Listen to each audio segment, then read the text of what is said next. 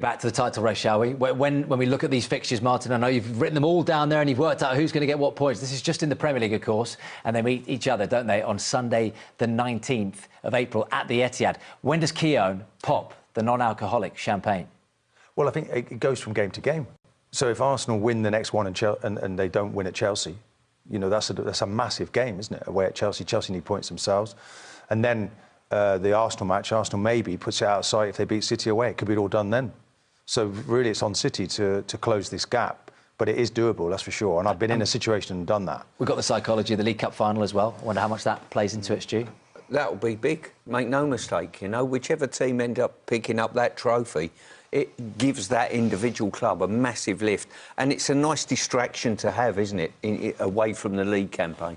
But you're not waving the white flag just yet, Shay? I don't think so. I mean, Pep's come out and said the right things. Incredible team. You know, they've been unlucky. Cherky at Nottingham Forest in the last minute today. Gahey.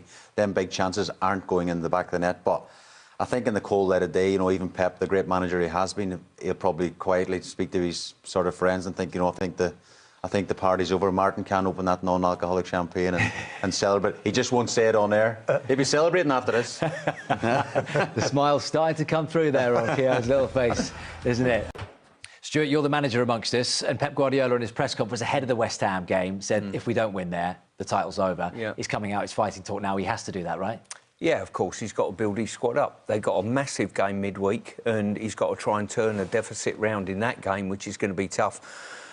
He's going to go into a cup final next weekend as well, which is going to be massive. And if he comes out with a detrimental result from that, he could be out the Champions League, out the title race, and lose his first piece of silverware that's up for grabs. So, interesting times. We're at the business end of the season, but his job is a man motivator, and he's going to have to do that. Can you two tell me what's going on with Erling Haaland? Look, he's still very much top of the charts in terms of 22 Premier League goals, but 3 in his last 12 games, and 2 of them were penalties. It doesn't look all right, does it, in the Haaland camp?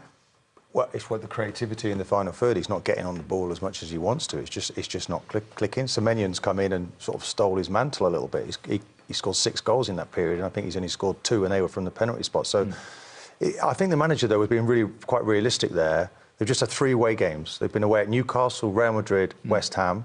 The workload, they've only had 1 shot on target, West Ham, and they've scored from it, from a corner. But you have to make sure that doesn't happen. You have to be watertight at the back, and it's been an issue for them. And they've not had the consistency. But he's not going to give up, this guy. He's the all-time greatest manager we've ever seen, and he's a winner. So he's not going to take this lightly, and he'll try and find and get a tune out of his team against Real Madrid. And if he can do that, then they're back in the race. But it's a disappointing evening for him. It's a City point of view. How flat will that dressing room be? What does Pep Guardiola say to those players on the way home to Manchester? I'm seeing a lot of frustration, not just after the games panned out as a 1-1. I'm seeing a lot of frustration with the Manchester City players, with Haaland, with the way they're playing. You know, they've dropped too many points. They've not been playing consistently well enough to put real pressure on Arsenal for me. And to be honest with you, I've been looking at it for a couple of months and think Arsenal have done very, very little to throw this title race away. And I think they'll win it comfortably, looking at the fixtures that Martin's looked at. Not going to the final day. You like the sound of that, don't you, Martin? Well, look, the thing is that you don't want to get carried away, because there's a lot of other football that could influence. You know, they've got Champions League games coming up, both teams. They've got a major final against one another. You know, I was at the end of a '99 Arsenal team that went out of the FA Cup, and it seemed to impact Manchester United to go on and do very well. So maybe the League Cup is a deciding factor. Maybe if Arsenal can win that, then, you know, maybe it's a double blow for Man City to come back from. But with Pep's pedigree, having won 18 trophies, you never discount him and what he's capable of. But today, they'd be really disappointed with that performance. Just weren't creating enough in front of goal. It's not cutting-edge football that we grew so used to watching from Man City.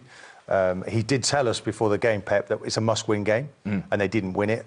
Arsenal, it was difficult for them as well, and there's lots of fixtures to come. They can close that gap. They can beat Arsenal at home on their own territory.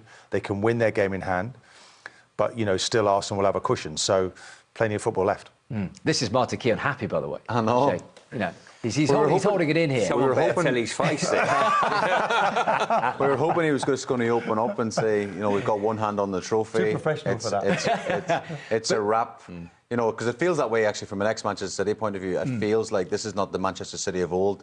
This is not the team that can go on a whatever Why 9 or is that 10 shit game when you unbeaten try? And I run. know it's difficult after watching that 90 minutes, but what is not in the ingredients in this recipe that has been there so often under Pep? Yeah, I don't know. It just seems to be a bit of a spark. And even midweek in the Champions League, Real Madrid, they got beat up out in Madrid. Tough game to come back from, but I don't know, the subs, I think Cherki, come on, look better. Marmoush was a bit off. Foden's not been the same this season. There's so many different things that haven't really seemed to click. And again, it's not the City of old. I'm not sure if Pep's going to be there next season. There's lots of things that's going to happen, I think, in this summer.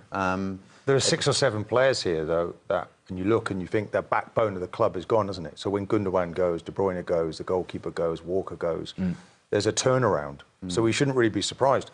OK, Haaland's in there, not using Foden very much. And you look at it, you think, well, have this group, have they really got the experience to get through these difficult periods? And at the moment, it doesn't seem to be there. I also think as well, when you look at City and go back to the time that they won the Champions League a few years ago, what were they good at? They could play through the thirds, they could get turned, they could get to the byline, pull the ball back and hurt you in that respect. And defensively, they got it right. Walker was dealing with any threats in Europe, that type of thing. They look as though they can concede goals, I think, this season.